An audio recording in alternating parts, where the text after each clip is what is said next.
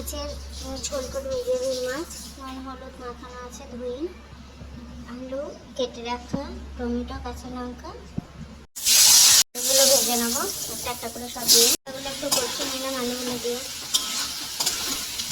লবণ দিয়ে দিলাম। হয়ে গেছে, জল ঢেলে দেবো পরিমাণ মতো।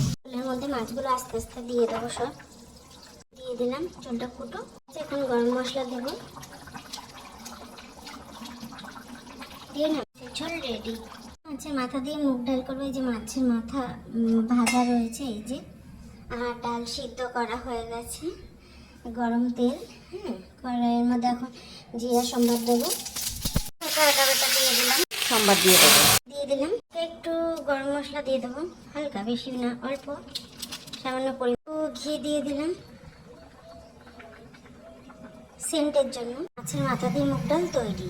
লোটে মাছ রেডি করে এবার গরম কড়াইয়ে মশলা রেডি করে এগুলো দিয়ে দিলাম। এখানে আছে জিরের গুঁড়ো, হলুদ গুঁড়ো, লঙ্কা গুঁড়ো, ধনে গুঁড়ো, আর আদা রসুন বাটা। নাড়াচাড়া করবো, জল আছে দিয়ে দিলাম। গোটা গোটা লোটা মাছগুলো দিয়ে দেবো, একটু নাড়াচাড়া করলাম। আমি যেহেতু গোটা খেতে ভালোবাসি তাই যেন গোটাই রাখলাম। ঢেকে দেবো, গ্যাস কমিয়ে, আস্তে আস্তে হয়ে যাবে, জল টল দিতে হবে। আমাদের লোটে মাছ তৈরি।